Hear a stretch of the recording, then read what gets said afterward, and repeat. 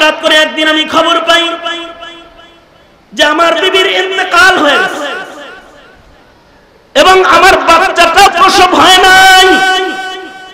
বিবির পেটের ভেতরেই আমার বাচ্চা। মহল্লার লোকেরা আমার বাচ্চা আর আমার বিবিকে, যেহেতু বাচ্চা বের হয় নাই, বাচ্চা সহ মাইয়িতকে কবরে রেখে দিয়েছে। কিছুদিন পরে যুদ্ধ শেষ হয়ে গেলে আমি বাড়িতে এসেছি। বাড়িতে এসে শুনি লোকদের মুখে গুঞ্জন, জানো জানো জানো তোমার বিবিরে যে কবরে রাখা হয়েছে ওই কবরে রাতের গভীরে আগুন দেখা যায়। আর কিসের আওয়াজ যেন শোনা যায়। লোকটা বলে, আমিরুল মুমিনিন, আমার বিবি ছিল আবেদা, সালেহা, জাহেদা, কানেতা, আশিকা, মুমিনা। পেটে সন্তান লয়ে মারা গেছে, তার কবরে আগুন হয় কেমনে এটা আমার বুঝে আসে না। ঘটনা অবজার্ভ করার জন্য আমি রাতের অন্ধকারে বিবির কবরে গেলাম। মানুষ বলে রাতের বেলায় নাকি আগুন দেখা যায়। আমি একদিন রাতের বেলায় রাতের আধারে সে কবরের পরে গেলাম। সত্য সত্যই দেখি কবর থেকে আগুন বাইরে বের হয়ে আসে।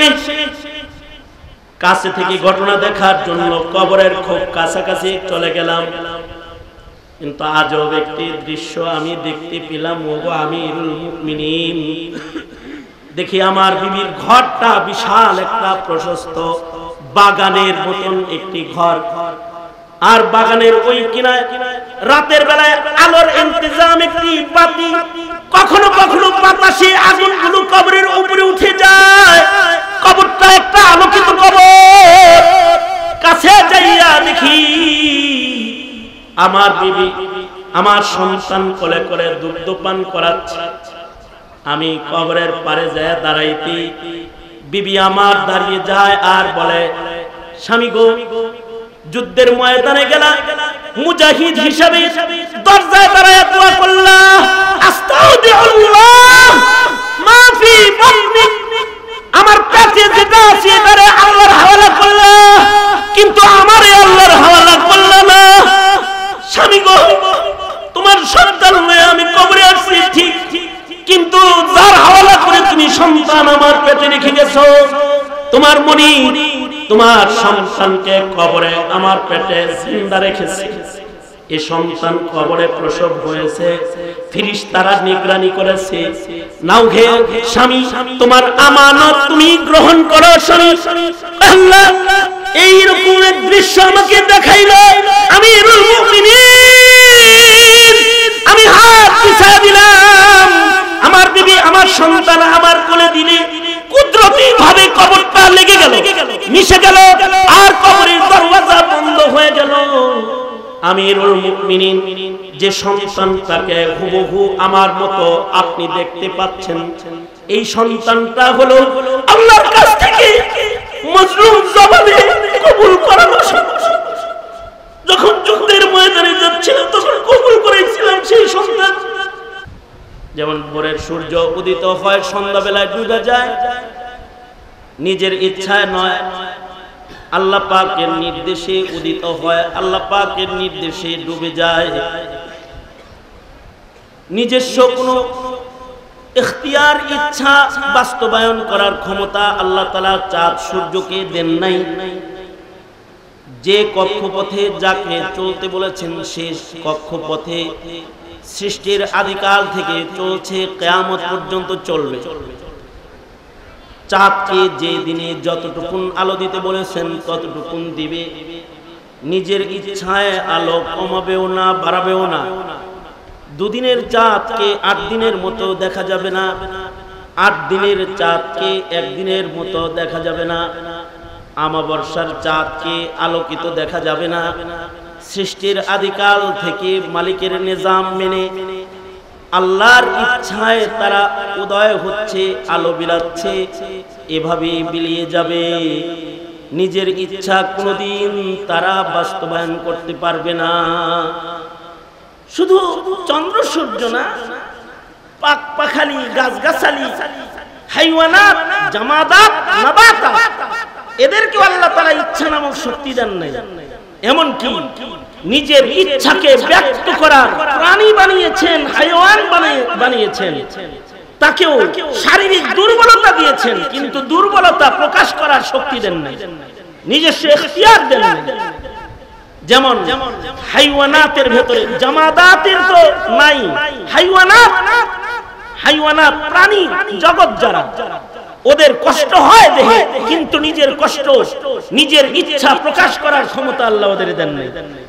পৃথিবীর আদিকাল থেকে আজ পর্যন্ত কোন চতুষ্পদ জন্তু, একটি গরু অথবা একটি ছাগল, তার মনিবকে এটা বলে নাই যে মনিব আমার দেহ দুর্বল, এখন আমার দুধ দহন করবেন না, আমার কোমরে ব্যথা, এখন আমার ঘাড়ে জোয়াল চাপায়া দিবেন না।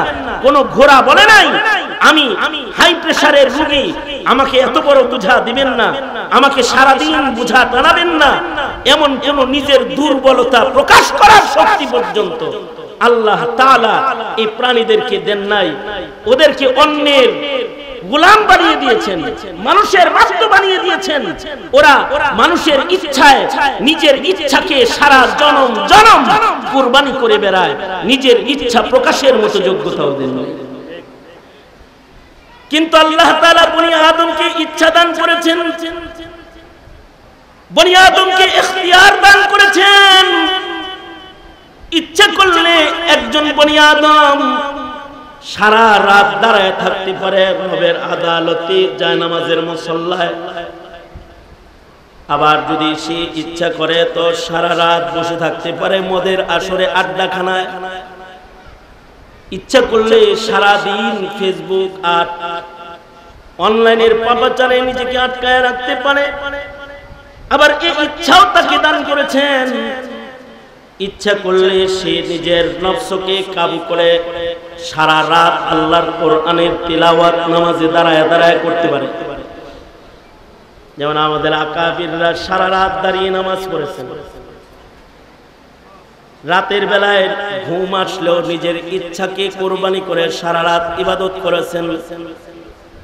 নুমান বিন সাবিত, ইমামে আজম আবু হানিফা রাহমাতুল্লাহি আলাইহি এশার নামাজ পড়েছেন। এশার নামাজের ভেতরে ইমাম সাহেব সূরা জিলজাল তেলাওয়াত করেছেন। যখন ইমাম সাহেব তেলাওয়াত করেছে, ফামান ইয়ামাল মিসকালা যাররাতিন খায়রান ইয়ারাহ ওয়া মান ইয়ামাল মিসকালা যাররাতিন শাররান ইয়ারাহ। নুমান বিন সাবিতের কলিজা কম্পন শুরু হয়ে গেছে, নামাজের ভেতরে থরথর করে কাঁপতে শুরু করেছেন আর কান্না শুরু করেছেন। নামাজ শেষ করে রাতের একটা অংশ আরাম করার মতো সাহস ওনার হয় নাই।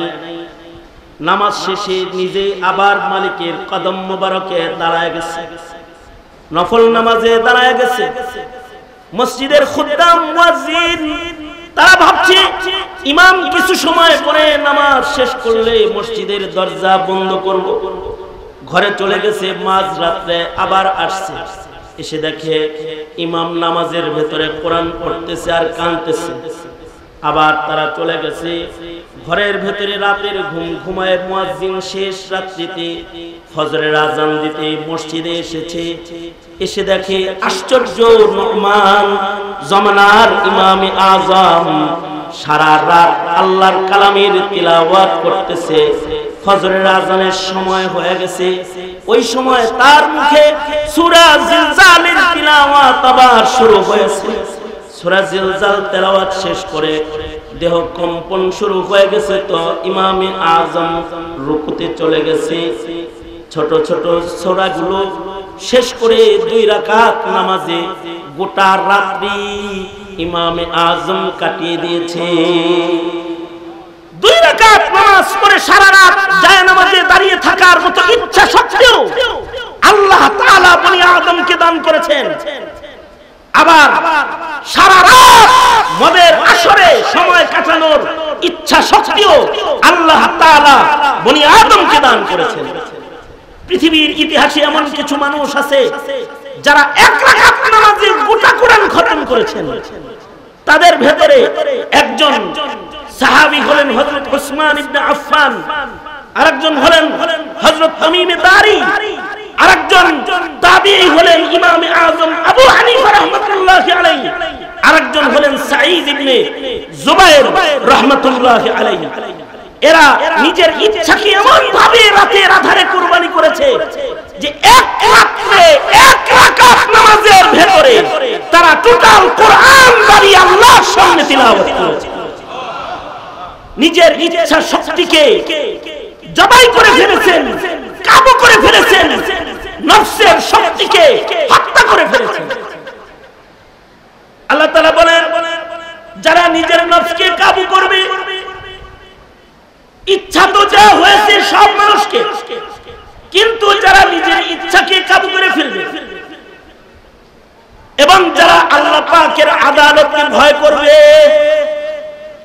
যে আমার তো একদিন আল্লাহর আদালতে দাঁড়াতে হবে, এই ভয় যাদের হৃদয়ে রাখবে, আল্লাহ পাকের মাকামকে যারা ভয় করবে, আল্লাহর ভয়ে তাকওয়ার নিয়ামত যারা নিজের ভেতরে জায়গা দিবে এবং যারা নিজের নফসকে আল্লাহর ভয়ে দমন করে রাখবে, নফসের তাবিদার, নফসের গোলাম যারা হবে না, আল্লাহ তাআলা তাদের জন্য ওয়াদা করেন, ওয়া আম্মা মান খাফা মাকামা রাব্বিহি ওয়া নাহান নাফসা আনিল হাওয়া ফাইন্নাল জান্নাতা হিয়াল মাওয়া।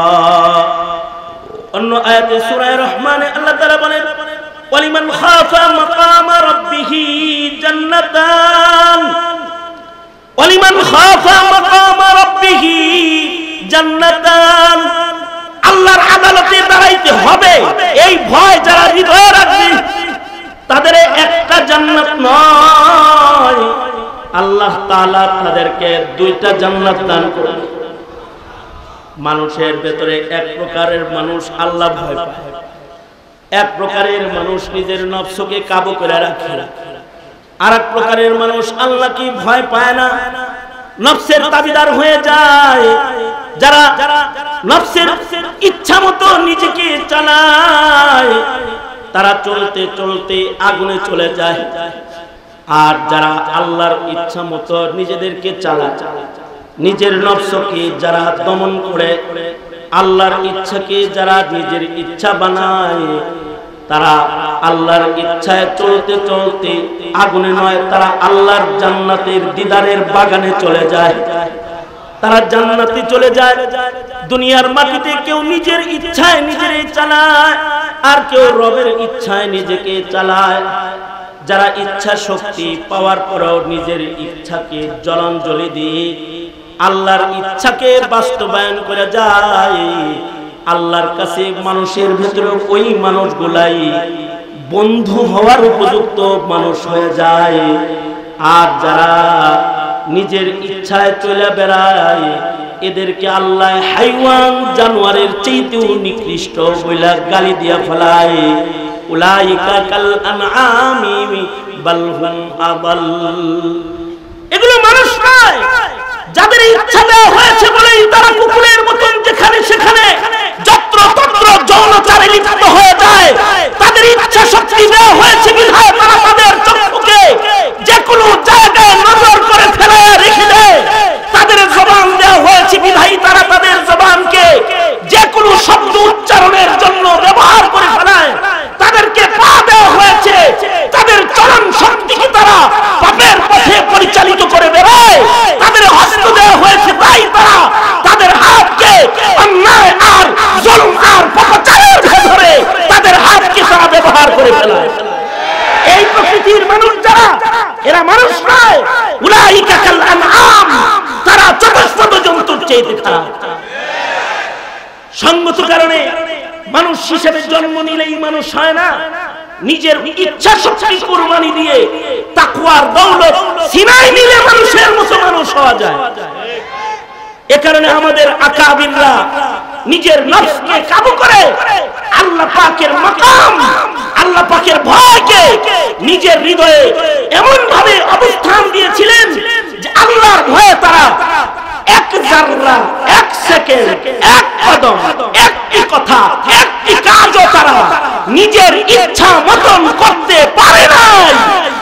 নাই, কারণ তাদের হৃদয়ে ছিল তাকওয়া আল্লাহ, তারা দমন করেছিল তাদের প্রবৃত্তি, তাদের নফসানিয়াতকে তারা দমন করেছিল। এ কারণেই তারা আল্লাহর কাছে সবচেয়ে প্রিয়। যেমন এই উম্মতের সবচেয়ে আল্লাহ প্রিয় মানুষ হলেন হযরত আবু বকর সিদ্দিক রাদিয়াল্লাহু আনহু। হযরত আবু বকর আল্লাহর কাছে এত প্রিয় কেন যে হযরত আবু বকরকে আল্লাহর জান্নাতের আটো দরওয়াজা লাগবে। সুবহানাল্লাহ বলেন, সুবহানাল্লাহ বলেন। হযরত আবু বকরকে আল্লাহর জান্নাতের আটো দরওয়াজা থেকে ডাকাডাকি করা হবে কেন? কি কারণে? এ কারণেই যে আবু বকর নিজের ইচ্ছাকে সর্বোচ্চ কুরবানি দিয়ে আল্লাহ আল্লাহর রাসূলের ইচ্ছাকে বাস্তবায়ন করেন। এই কারণে হযরত আবু বকর তখন খলিফাতুল মুসলিমিন, অথচ 3 দিন ওনার ঘরে চুলায় আগুন ধরে না, ক্ষুধার্ত। গোলামের কাছেও খবর পৌঁছে গেছে সিদ্দিক আকবরের ঘরের চুলায় তো আগুন জ্বলে। তো গোলামের কাছে কোন জায়গা থেকে রুটি গোশত হাদিয়া আসছে। হযরত আবু বকর ক্ষুধার্ত, গোলাম জানে নিজের কাছে হাদিয়া আসা এই রুটি গোশতগুলোকে গোলাম সিদ্দিক আকবরের সামনে পেশ করেছে, হযরত আবু বকরের সামনে পেশ করেছে। হযরত আবু বকর 3 দিনের ক্ষুধার্ত মানুষ রুটি আর গোশত পেয়ে এক লুকমা উঠায় নিজের মুখে চিবায় পেটের ভেতরে দিয়ে দিয়েছে। যখন পেটে খাবার চলে গেছে আবু বকরের চিন্তা হইছে, কি খাইলাম, তাহকিক তো করলাম। আমরা তো তাহকিক করে কিছু খাই না, কোনটা হালাল কোনটা হারাম তা তাহকিক আমরা করি না। কোন পণ্য কিনা যাবে কোনটা কিনা যাবে না তা আমরা বিচার বিশ্লেষণ করি না, ফতোয়া দেওয়ার পরেও আমরা মানি না। কিন্তু আবু বকর এক টুকরা রুটি আর এক টুকরা গোশত খাওয়ার পরে চিন্তা করে গেছে, কি খাইলাম। আবার গোলামকে দেখাইছে, এই গোলাম তুমি যে আমাকে রুটি গোশত হাদিয়া দিলে এগুলো কেমনে পেলে, কোন খাবার দিলে? গোলাম বলে, আমিরুল মুমিনিন, জাহিলিয়াতে আমি একটা রোগীর চিকিৎসা করছিলাম। আমি একজন মুদাব্বির, আমি রুকিয়া করেছিলাম। আমার দুআয় আমার তাদবীরে ওই রোগীটা ভালো ছিল। রোগীটা গরিব মানুষ, আমাকে কোনো বিনিময় দিতে পারে নাই। আজকে হঠাৎ করে তার ঘরে ভালো খাবার রান্না হয়েছে, তাই স্মরণ হয়েছে তো আমাকে রুটি গোশত দিয়েছে। সিদ্দিক আকবর বলে, তুমি যখন ওই রোগীর চিকিৎসা করেছিলে তুমি কি মুমিন ছিলা না কাফের ছিলা? আমি জাহিলিয়াতে ছিলাম, মুশরিক ছিলাম। হযরত আবু বকর সাথে সাথে রুটি আর গোশতকে সামনের থেকে সরায় দিয়ে বলে, মুশরিক অবস্থায় রুকিয়া করেছো, নিশ্চয়ই আল্লাহর নামে করো নাই, লাতুজ্জার নাম লয়ে চিকিৎসা করছো। জি আমিরুল মুমিনিন। তাহলে লাতুজ্জার নামের কোন জিনিস আবু বকরের পেটে যাইতে পারে না, কেন আমার এই খাবার দিলা? হযরত আবু বকর খাবারগুলো সরায় ফেলেছে, আর হযরত আবু বকর নিজের মুখের ভিতরে আঙ্গুলি দিয়ে বমি করার চেষ্টা করছে। হযরত ওমর বলে, আমিরুল মুমিনিন এত কষ্ট করতেছেন কেন?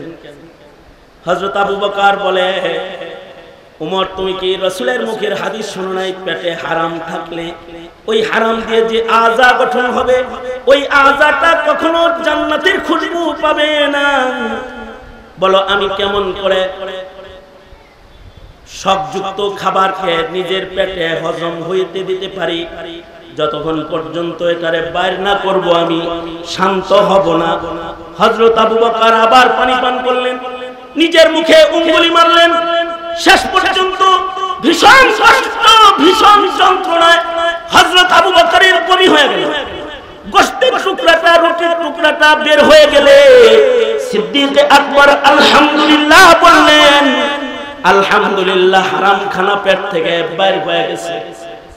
এই যে তাকওয়াল্লাহ, আবু বকরের যে এই যে আল্লাহর মর্জির সন্ধান করা, নিজের ক্ষুধা আর নিজের নফসানিয়তকে দমন করা, এটা সম্ভব হয়েছে তখন যখন আবু বকরের হৃদয়ে স্থাপিত হয়েছে তাকওয়াল্লাহ, আল্লাহর ভয় স্থাপন হয়েছে, তখন এটা সম্ভব হয়েছে।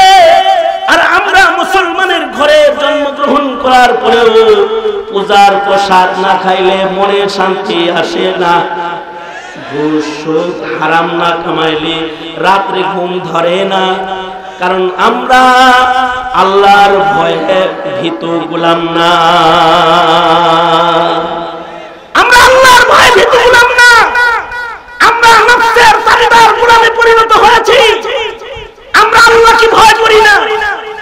হযরত ওমর ওনার কাছে দুধ হাদিয়া এসেছে, দুধ নবীজির পছন্দের, দুধ আল্লাহর পছন্দের, দুধ জিবরাইলের পছন্দের, দুধ আল্লাহর পছন্দের। এই কারণেই আল্লাহ তাআলা মাখলুকাত বানানোর পরে অধিকাংশ মাখলুককে মায়ের দুধ খাওয়ায়।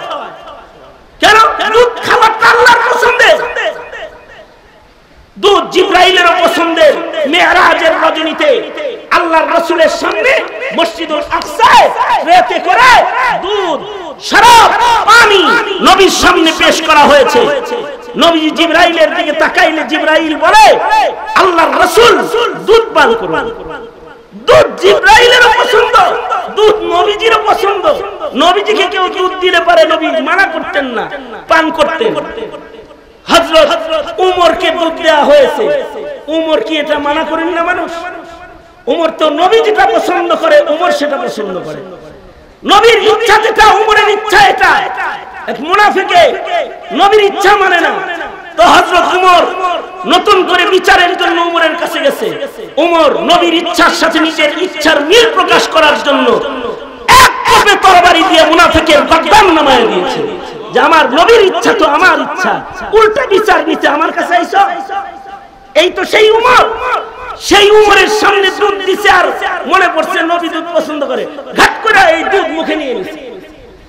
এক ঢোক হযরত উমর দুধ গিলে ফেলেছেন, এক ঢোক পেটের ভিতরে চলে গেছে। এবার হযরত উমর জিজ্ঞাসা করে, এই দুধগুলা কি তোমার উট ছাগলের বাড়ির দুধ? যিনি দুধ হাদিয়া নিয়ে এসেছে তিনি বলে, আমিরুল মুমিনিন না, বাইতুল মালের যে উট ছাগলগুলোর দুধ দহন করা হয় এটা বাড়ি হিসেবে এক এক সপ্তাহে এক এক গরিবরে দেয়া হয়। বাইতুল মালের উট ছাগলের দুধগুলা এইবারের বাড়িতে আমি পেয়ে গেছি, আমার জন্য সাদাকা, কিন্তু ওয়ালাকা হাদিয়া, আপনার জন্য তো এটা হাদিয়া, আপনি খান। হযরত ওমর রেগে গেলেন। বাইতুল মালের পাহারাদার হইলাম আমি উমর, আমি খলিফাতুল মুসলিমিন, আমি বাইতুল মালের হাদিয়ার দুধ তোমার কাছ থেকে ঘুরায় খাবো, তো তালার চাবি আমার কাছে আছে, আমি আইনা খাইতে পারি। তোমার কাছে হাদিয়ার দুধ আসার পরে সেটা খাইয়া যদি আমি মইরা যাই, আর যদি আল্লাহ পাক খলিফা থাকা অবস্থায় বাইতুল মালের দুধ তোমার পেটে কেন, উত্তর দিব কি আমি? হযরত ওমর হাউমাউ করে কান্না শুরু করলেন আর নিজের মুখে আঙ্গুলি দিয়ে বমি করে সব দুধগুলোকে কায় করলেন, বের করলেন। ততক্ষণ পর্যন্ত হযরত ওমর শান্ত হলেন না, যতক্ষণ পর্যন্ত পেটের দুধ না বের হইছে। উমর যে এটা করতে পেরেছে এটা ছিল উমরের তাকওয়াল্লাহ, আল্লাহ পাকের মাকামের আর আদালতের বিচারের ভয় হযরত ওমরকে এটা করতে বাধ্য করেছে। আর বর্তমান সমাজের মুসলিম সমাজের নেতা, মুসলিম সমাজের লিডার, মুসলিম দেশের রাষ্ট্রপতির নেতৃত্বে রাষ্ট্রের রিজার্ভ ফান্ড উধাও হয়ে যায়, তালাশ করে বাইর করা যায় না কে খেয়েছে। এই কাণ্ড মুসলমানের মাটিতে ঘুরে যায় তাকওয়াল্লাহ না থাকার কারণে। যদি তাকওয়াল্লাহ থাকতো তাইলে বাইতুল মালের এক জাররা খেয়ানত হতো না, রাষ্ট্র সম্পদ বিদেশে জমা হতো না, আঙ্গুল ফুলে নেতারা কলাগাছ হয়ে যেত না, কারণ তাকওয়াল্লাহ নাই, খোদাভীতি নাই। সঙ্গত কারণে নফসানিয়তকে প্রয়োগ করার জন্য ক্ষমতার চেয়ারকে সবচেয়ে বড় অস্ত্র হিসেবে নেওয়ার জন্য ইলেকশনের আগে নমিনেশনের কারাকারি আর মারামারি শুরু হয়ে যায়। কে নিজের সবচেয়ে বড় খোদায় পরিণত করেছে। হযরত ওমর ফারুক রাদিয়াল্লাহু আনহু এক ঢোক দুধ নিজের পেটের ভেতরে থাকা অবস্থায় নিজেকে স্বাভাবিক হালতে রাখতে পারেন নাই। এটা শুধু হযরত ওমরের কারবার না, পৃথিবীর মাটির উপরে তাকওয়াওয়ালা, আল্লাহ ভীরু, খোদা ভীরু যত মানুষ গেছে সবারই অবস্থা। ইতিহাসের পাতার আরেকজন ওমর ছিলেন ওমর ইবনে আব্দুল আজিজ রাহমাতুল্লাহি আলাইহি, যাকে ওমরে সানি বলা হয়, যাকে বলা হয় ওমরে সানি। উনি ইতিহাসের পাতার দ্বিতীয় ওমর, ওমর ইবনে আব্দুল আজিজ রাহমাতুল্লাহি আলাইহি, যার শাসনামলে বাঘ আর ছাগল এক ঘাটে পানি পান করেছে। আল্লাহু আকবার করে বলেন। কারণ শাসক যদি ইনসাফওয়ালা হয়, তার ইনসাফের আসার জমিনের মানুষ শুধু না, জঙ্গলের হাইওয়ানের উপরেও পড়ে যায়। 5 বছর লাগে না, 10 বছরের শাসন লাগে না। ওমর ইবনে আব্দুল আজিজের শাসনকাল ছিল মাত্র 2.5 বছর। মাত্র 2.5 বছরের শাসন ক্ষমতা। এই 2.5 বছরের শাসনের প্রভাব মানুষের হৃদয়ে শুধু নয়, জঙ্গলের প্রাণীর উপরে পড়েছিল যে বাঘ কখনো ছাগলের রক্ত পান করে না। এটি কেমনে সম্ভব হয়েছিল? এটি সম্ভব হয়েছিল আল্লাহ পাকের ভয়ের বিস্তারের মাধ্যমে, তাকওয়ার বিতরণ পদ্ধতির মাধ্যমে। নিজে ছিল মুত্তাকি, জমিনের মানুষদেরকে বানাইছে মুত্তাকি, তাদের তাকওয়ার আসর পানির উপরে পড়েছে, তো বাঘ মুত্তাকি হয়েছে, জুলুম করা ভুলে গেছে। এই ওমর ইবনে আব্দুল আজিজ রাহমাতুল্লাহি আলাইহি উনি উর্দুনে এক গভর্নরকে প্রেরণ করলেন। গভর্নর ওমর ইবনে আব্দুল আজিজ রাহমাতুল্লাহি আলাইহির একনিষ্ঠ ভক্ত। নিজের পয়লা বেতন পেয়ে এই বেতনের টাকা দিয়ে উর্দুনের ভালো 2 মণ খেজুর কিনলেন, 2টা কার্টুন করে।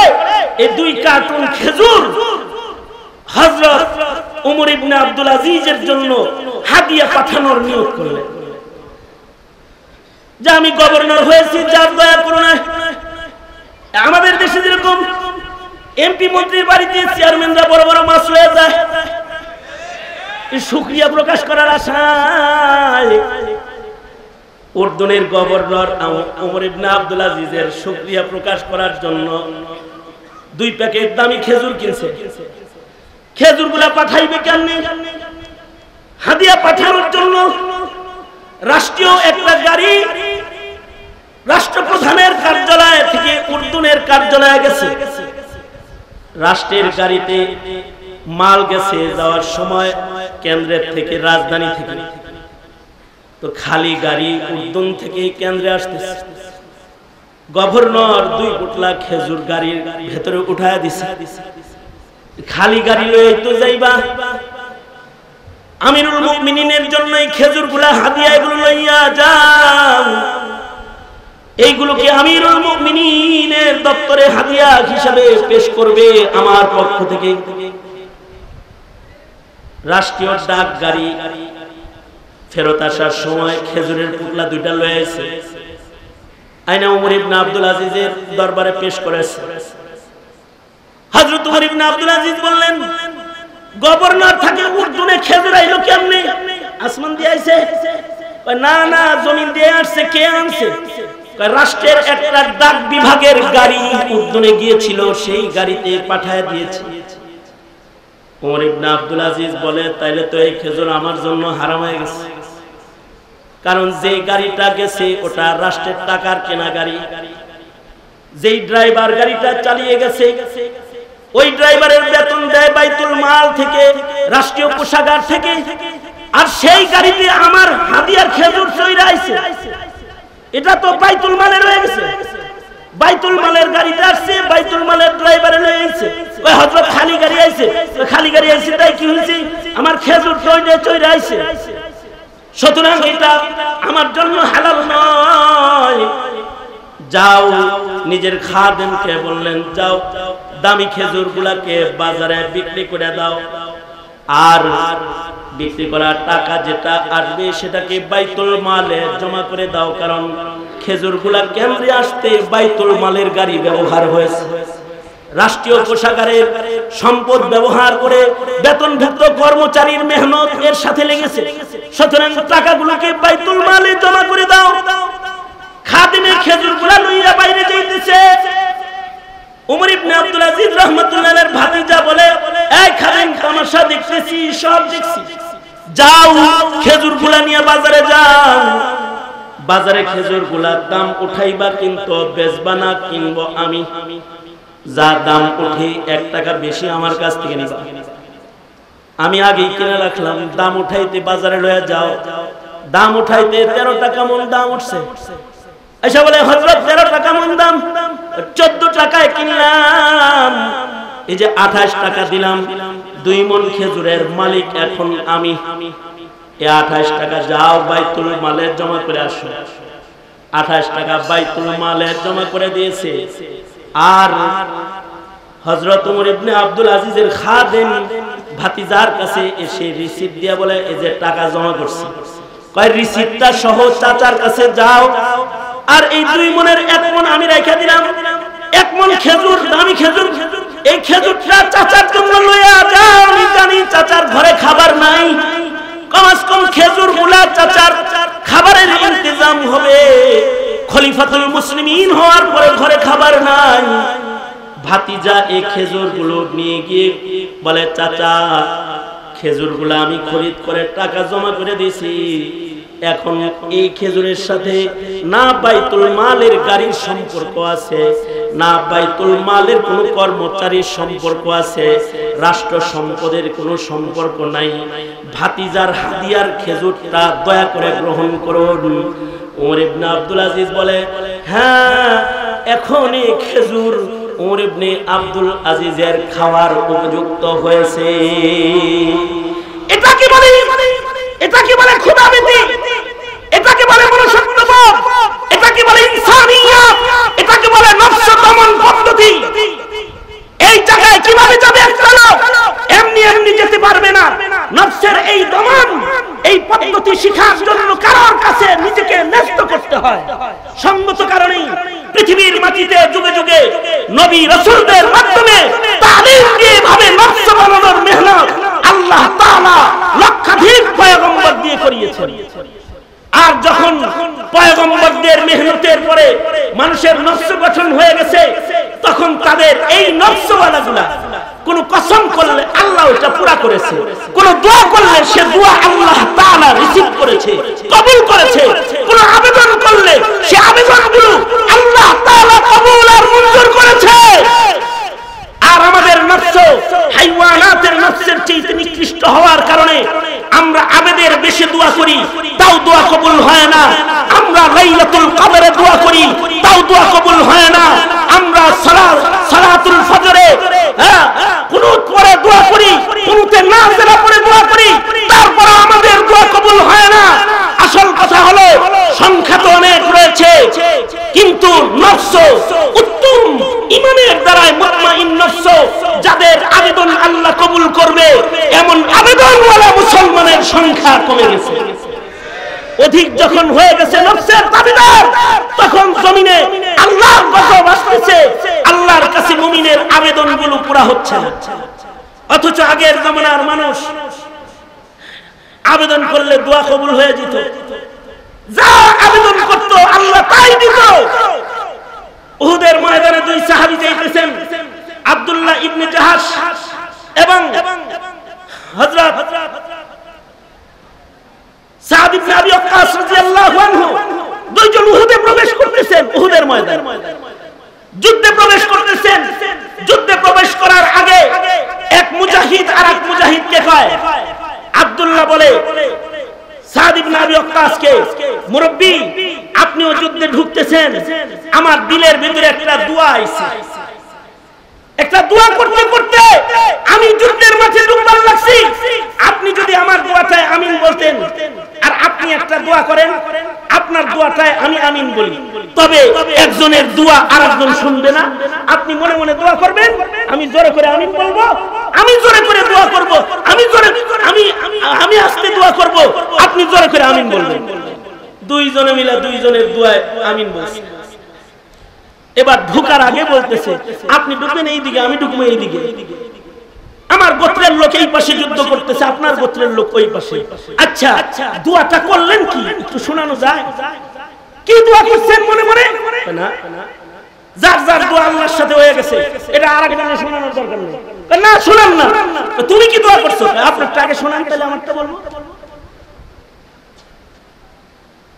সাদ ইবনে আবি ওয়াক্কাস বলে, আমি দোয়া করেছি, ওগো আল্লাহ, আমি উহুদের মাঠে যাইতেছি, একটা হৃষ্টপুষ্ট বড় শক্তিশালী কাফেররে আমার সামনে খাড়া করে দিও, যার কাছে অনেক মাল আছে, আর আমাকে তুমি শক্তি দিও, আমি যেন ওকে এক আঘাতে পরাস্ত করে দিতে পারি, আর ওর মালগুলা গনিমত হয়ে যায়। আমি এই গনিমত নিয়ে মদিনায় ঢুকলে মদিনাবাসীর ফায়দা হয়ে যাবে, আমি রাজি হয়ে যাব। নবীর সাথে যুদ্ধ করতে দুশমন আসছে, দুশমন পরাস্ত হয়ে যাবে। আল্লাহ তুমি আমাকে শক্তি দাও, আর এমন পরিবেশের মুখোমুখি আমাকে করে দিও। আব্দুল্লাহ, তুমি আমার এই দোয়ায় আমিন বলেছো। সাদ ইবনে আবি ওয়াক্কাস বলে, আব্দুল্লাহ, তুমি কি দোয়া করেছো? তুমি কি দোয়া করেছো? আমি দোয়া করেছি, ওগো আল্লাহ, মুমিন আর মুশরিকরা মুখোমুখি হবে, কিছু মানুষ তো শহীদই হবে। ওগো আল্লাহ, সেই শহীদের লিস্টে যেন আমি আব্দুল্লাহর নাম চলে যায়, কারণ তোমার দরবারে হিসাব দিয়া জান্নাতে যাওয়ার মতো শক্তি আমার নাই। আমি একটু বিনা হিসাব জান্নাত পেতে চাই। তাই উহুদ প্রান্তরে যারা শহীদ হবে তাদের ভিতরে ওগো আল্লাহ, তুমি আমার নামটা উঠাইয়া লইও। আর একটা দরখাস্ত হলো, ওগো আল্লাহ, তুমি যখন বিচার করবে তখন তুমি মুখে তালা দিবে। আল-ইয়াওমা নাখতিমু আলা আফওয়াহিহিম ওয়া তুকাল্লিমুনা আইদিহিম। ওগো আল্লাহ, তুমি আমার মুখে তালা দিবে, হাত কথা বলবে, পা কথা বলবে, কান কথা বলবে, চোখ কথা বলবে, আমার আযা অঙ্গ প্রত্যঙ্গ কথা বলবে।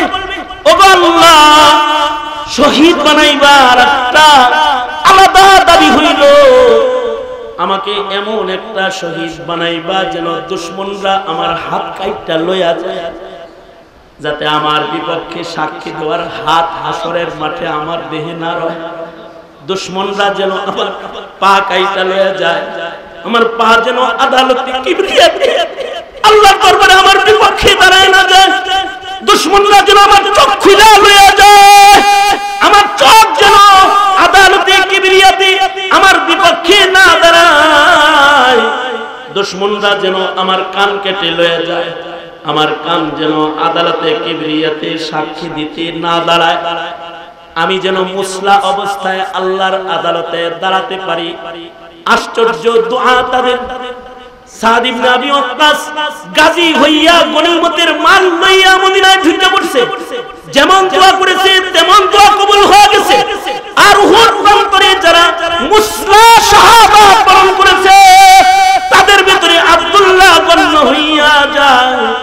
সাদ ইবনে আবি ওয়াক্কাস বাড়িতে এসে সন্তানকে বলে, সন্তান রে, আমি মুজাহিদ রে দিয়া এক মুজাহিদে আমিন বলাইছি, আর আমি তারে দিয়া আমিন বলাইছিলাম, কিন্তু দোয়া চয়ন করতে ভুল করে ফেলেছি। সে যে দোয়াটা কইরা আমিন বলায়া বিনা হিসাব জান্নাতের দরজা খুইলা গেল না, আমি হাইরা গেছি। অমন একটা দোয়া যদি আমি কইরা যুদ্ধের ময়দানে ঢুকতাম, তাহলে যেদিন আল্লাহ তাআলা বিচারের আদালতে দাঁড়াবে বিচার করতে, সেদিন আমি কমাস কম নিরাপদে জান্নাতের পথের পথিক হইতে পারতাম। কারণ আল্লাহর সামনে দাঁড়ায় হিসাব দিয়ে জান্নাত পাওয়া সম্ভব নয়। ওয়া আম্মা মান খাফা মাকামা রাব্বিহি ওয়া নাহান নাফসা আনিল হাওয়া ফাইন্নাল জান্নাতা হিয়াল মাওয়া। তাদের হৃদয়ে আল্লাহর মুখোমুখি তারা হইতে পারবে না, এই ভয়, এই তাকওয়াল্লাহ তাদেরকে এমন জায়গায় নিয়েছে যে নিজের নফসের ইচ্ছা মতো একটা কাজ তারা করতে পারে নাই। আর তারা যখন কামেল মুত্তাকি হয়ে গেছে, তখন তারা আল্লাহর কাছে এমন মাহবুব, এমন প্রিয় হয়েছে যে তারা মুখ দিয়ে কোনো কথা বললে আসমানের মালিক আল্লাহ সেই কথাটা ফেরত দেন নাই। আল্লাহ তাআলা তাদের দোয়া কবুল করে নিছে। কিন্তু আমাদের দোয়া কবুল হয় না। আমরা খানকায় বসে দোয়া করলেও কবুল হয় না, আমরা জেলখানার তালার ভেতরে বসে দোয়া করলেও কবুল হয় না, আমরা চোখের পানি সহ দোয়া করলেও দোয়া কবুল হয় না, আমরা ক্ষতবিক্ষত রক্ত মাখা দেহে দোয়া করার পরেও সে দোয়া কবুল হয় না। কারণ হলো অধিকাংশ মুসলমান আজকে তা নফসের গোলামিতে লেগে গেছে, আল্লাহর গোলামি ভুলে গেছে, সংখ্যাগরিষ্ঠতা হয়ে গেছে, আধিক্য হলো নফসের গোলামের সংখ্যা বেশি, গণতন্ত্রের গোলামের সংখ্যা বেশি, ভারতের গোলামের সংখ্যা বেশি, আমেরিকা চায়নার গোলামের সংখ্যা বেশি, আল্লাহর গোলামের সংখ্যা কমে গেছে। একটি ঘটনার মাধ্যমে আমি আমার আলোচনাকে আজকের জন্য সমাপ্ত করতে ইরাদা রাখি। ইমাম তাবারানী রাহমাতুল্লাহি আলাইহি উনি ওনার কিতাব আদ-দুআর ভেতরে ঘটনাটা এনেছেন এবং মাকারিমুল আখলাকের ভেতরেও মুসান্নিফ এই দোয়াকে এই ঘটনাটাকে নকল করেছেন। ইমাম তাবারানী আদ-দুআ কিতাবে নকল করেছেন। আল্লামা খারাইতি উনি ওনার কিতাব মাকারিমুল আখলাকের ভেতরেও এটা নকল করেছেন যে হযরত উমর বসে রয়েছেন আর হযরত উমরের সামনে দুই বাপ বেটা আসছে দেখা করার জন্য। আজব দুই বাপ বেটা আসছে, যেই দুই বাপ বেটার চেহারা একই রকম, একটা আরেকটার বদল। হযরত উমর বললেন, তোমরা কি বাপ বেটা? জি। আশ্চর্য, আমার জীবনে গোটা আরবে এমন বাপ বেটা আমি কখনো দেখিনি। তোমার চোখ যেমন তোমার ছেলের চোখ তেমন, তোমার কান যেমন তোমার ছেলের কানের ডিজাইন তেমন, তুমি যতটুকু লম্বা তোমার পোলা অতটুকু লম্বা, তোমার দাড়িগুলা যেমন তোমার ছেলের দাড়িগুলা এমন। এত নকল হুবহু ফটোকপি সন্তান জীবনে দেখিনি।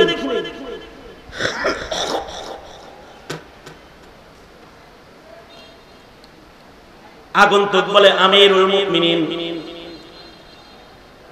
যেহেতু আমার সন্তান দেখে আশ্চর্যান্বিত আপনি হলেন, তাহলে এমন আশ্চর্য সন্তান আমি কেমনে পাইলাম, এটা শুনবেন না? অবশ্যই শুনবো, বলো বলো। লোকটা বলে, আমিরুল মুমিনিন বিয়ে করেছি, বিবির পেটে বাচ্চা এসে গেছে, গর্ভ, বাচ্চাটা আস্তে আস্তে বড় হয়েছে, 6 মাস 7 মাস হয়ে গেছে, কয়দিন পরে বাচ্চা প্রসব হবে।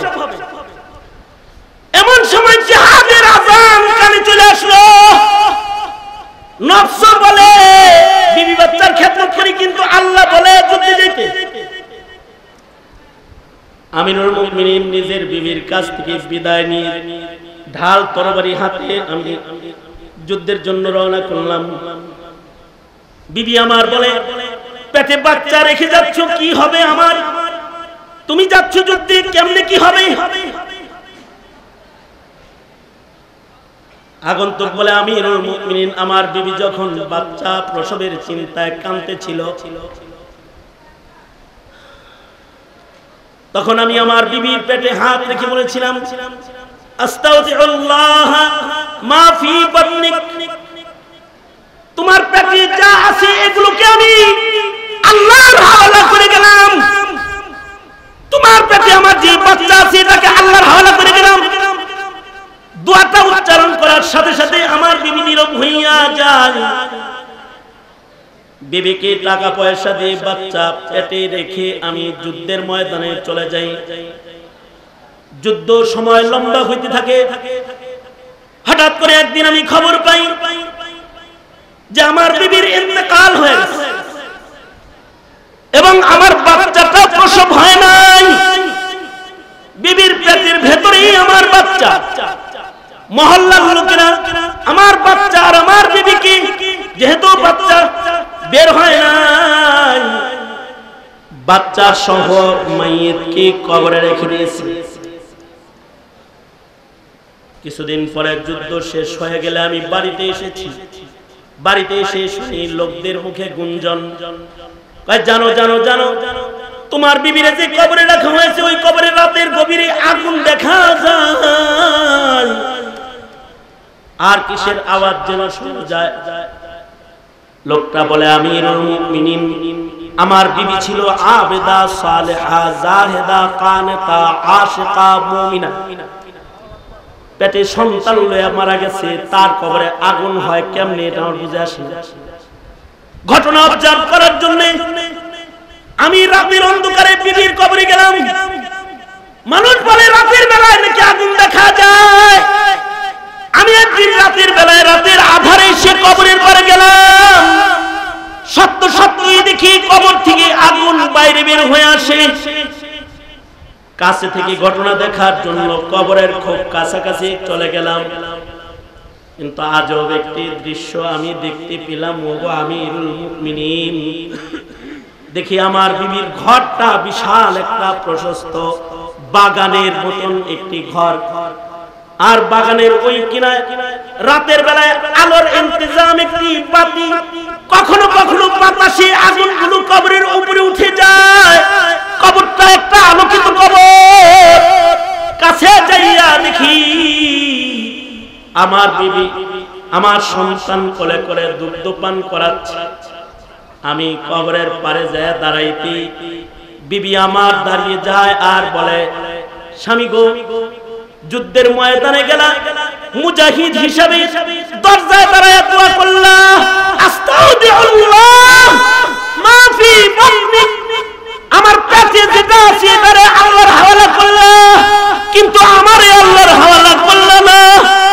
স্বামী গো, তোমার সন্তান হয়ে আমি কবরে আসছি ঠিক, কিন্তু যার হাওয়ালা করে তুমি সন্তান আমার পেটে রেখে গেছো, তোমার মনি তোমার সন্তানকে কবরে আমার পেটে জিন্দা রেখেছে।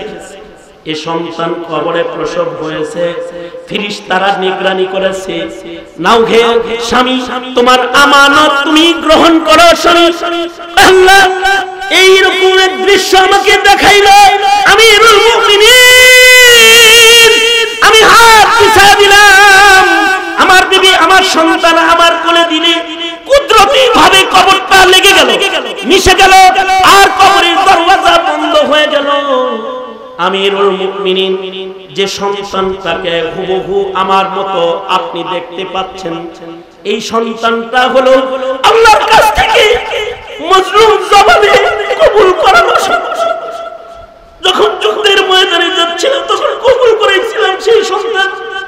তাদের দোয়া এরকম কবুল হইতো, কিন্তু আমরা কোরআনে কারীম সামনে নিয়ে বসে থাকি, আমাদের দোয়া কবুল হয় না। হাদিসের দার্সে বসে থাকি, আমাদের দোয়া যেন কবুল হয় না, আমরা যেন রহমত পাই না। কারণ হলো আত্মসমালোচনার ভেতরে চলে যাই। আমরা আমাদের নফসকে এখনো পর্যন্ত সোজা করতে পারি নাই।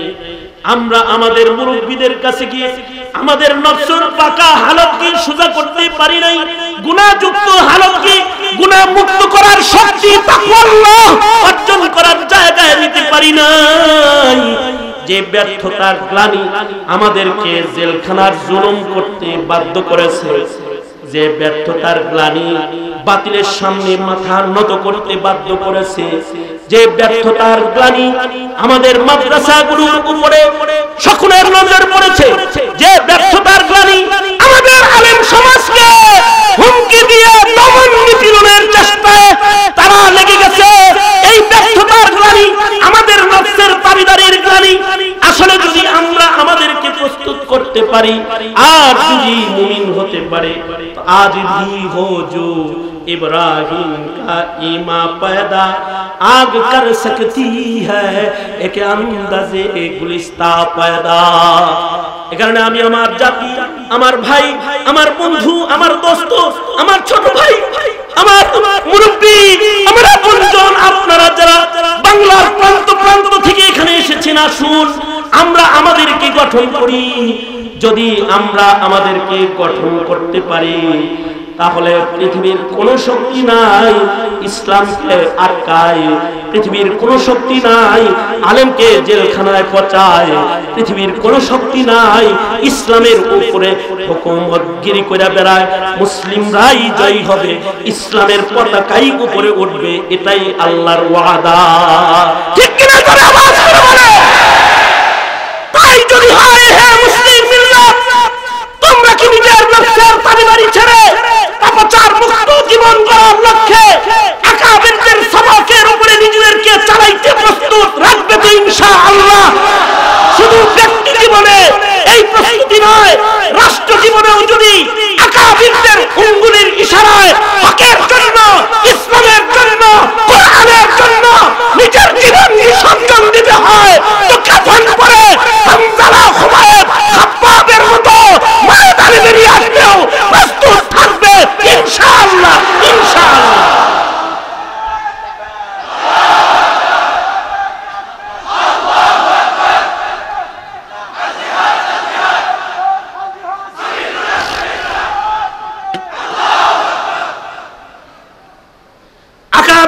নকশা নমুনা নানপুর জামিয়ার মঞ্চে বসে আরো বেশি কথা বলে আমি আমার বাপ দাদা আমার আসামিদায়ে কেরাম আমার মুরব্বিদের সময়কে নষ্ট করতে চাই না। তবে বাতিল শক্তিকে অবশ্যই এই মঞ্চ থেকে ঘোষণা চালিয়ে দিতে চাই, মুসলমানরা আগেও ছিল এখনো আছে, মুজাহিদেরা আগেও ঈমান নিয়ে ময়দানে ছিল, গোলা বারুদ আর ককটেল নিয়ে নয়, আজও ঈমান নিয়েই আছে। বাতিল শক্তি যতই শক্তিধর হোক তার শক্তিকে পরাস্ত করার জন্য মুমিনের তাকওয়া আর ঈমানের শক্তি যথেষ্ট শক্তি।